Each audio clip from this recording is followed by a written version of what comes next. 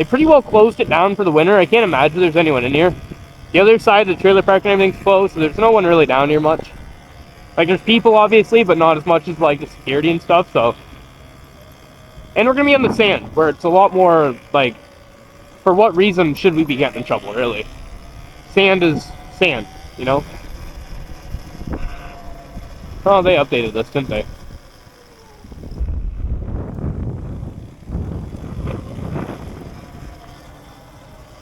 On an e-bike. They get mad about an e-bike, then I don't know what to tell them. I know that area gets through the sand. I just don't know if the sand's exposed over there, not fully yet. It gets really low, like right now it's nothing. It's super high still. Like the water. And once it gets low enough, we're able to rip like all the way up all the way up the lake basically. The whole lake bed's open. Like up here, this would be open like 20, 30 feet out, if not more. Like this little bit's nothing. It's still gotta go down, I think, like 3 or 4 meters. So, once that happens, like last year, I didn't have this really, other than like maybe 2 weeks.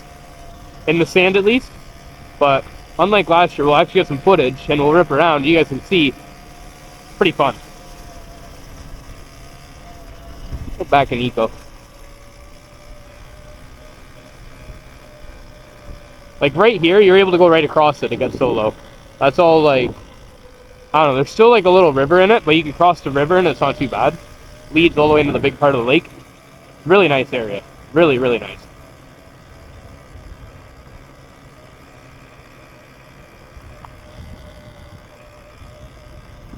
Oh, this is definitely a brand new sign. Look at that. That's so new.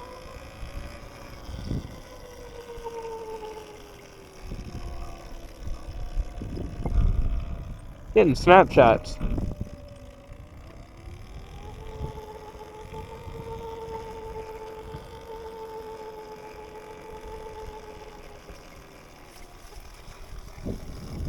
I don't know what this guy wants. So normally this is out like, yeah, 20, 30 feet. And the water's only like 20 feet wide, I want to say. It's so nice. Probably right out to where that ripple stream is. Gets so much nicer. And you can go all the way up. Awesome.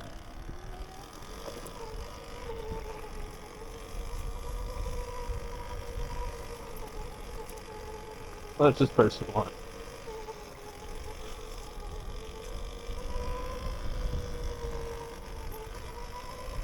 I'm electric, bro. What are you gonna say? Get mad.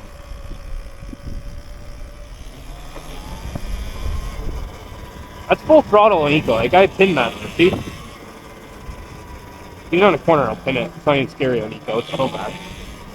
So bad. It's not bad. It's good to like have your friends try it eco and stuff. But for you, no. If you own a bike and you have an Ultra B, don't ride it eco. It's so gay. I'm just doing it because I'm literally like 46%.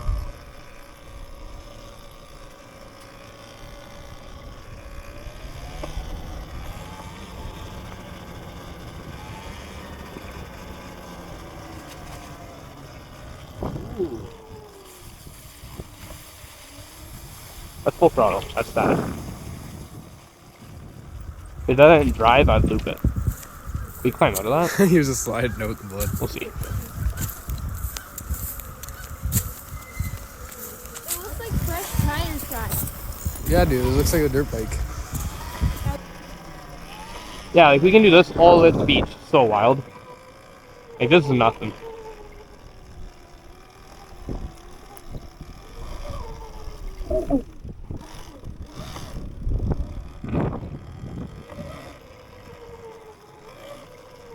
It's probably so bad on my wheel bearing considering it's already destroyed.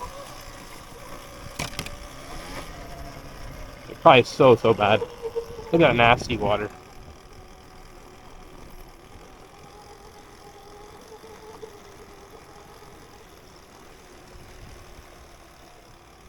I was thinking about going in the water today, but it's got some waves going on. I don't really want to. Oh, I'll let them be. I won't hill climb in front of them.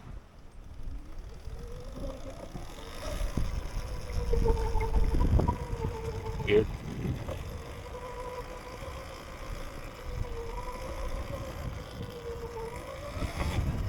Oh, I need to do so much work to this bike right now. It sucks. I need the wheel bearings, I need brake pads, I need my chain tightened, but one of my knobs is stuck inside of my, what's it called? Like one of those bolts stuck inside of the swing arm. Somebody put it in on an angle. I had a buddy help me, and he was a bit of an idiot.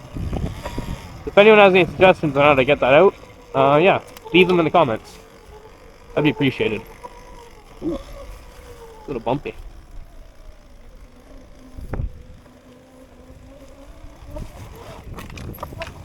I almost looped her. That wasn't bad.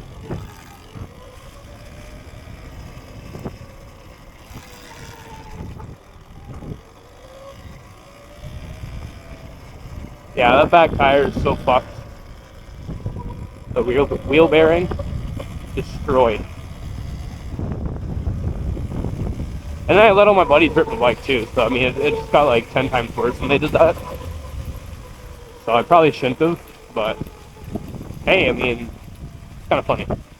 So something that nobody ever covers on these bikes, and I honestly do not know why, it's pretty irritating that they don't, because once you get one, if you don't have one, there's vital information that you need to know. And some of the key stuff is like how to tell if your bearings are shot, because you got 3 of them in the hub in the back. I believe it's the same thing in the front, other than instead of 3, you got 2, because you don't have the sprocket side.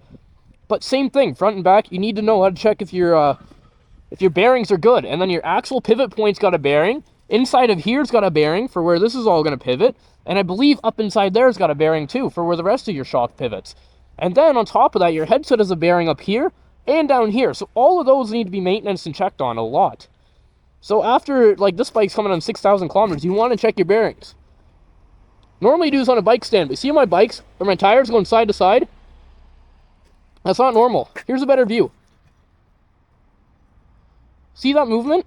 So if you were down in the hub, that's going to be like nothing, not noticeable. But because you have such a distance, you're able to notice it very easily. So what that is that's actually my bearing. Here's a good view. Shot. And then if you want to test your, what's it called, your swing arm, while it's on the ground, normally you want it to stand, pull a little bit. See how there's no shake in here? And even down here, like obviously I'm pulling on the spring a bit, but you see how there's no real motion? You want that. On your front headset, hit your front brakes, push. You'll feel your suspension compress, but if that's all you feel, your bearings are fine, and when you're turning, you'll more than likely feel it as well. And then front tire, same as the back tire, just look straight at it, and pull side to side. Hold your fork probably, so you can see my bearings a little shot in the front too. Not as bad as the back though. But that's how you test that. You want to test that very often. I would suggest every 1,000 kilometers. And you want to change that, as well as you want to test this all the time on your rides. That right there, I got too much slack. But you want a good enough amount of slack. The reason I got too much is because I got this stuck in there. If anyone knows a way to get that out without having to get it freaking retapped, let me know. But I got that stuck in there, so I can't really tighten my chain. But you want to tighten that chain pretty often too. Mine's coming like just past the limits.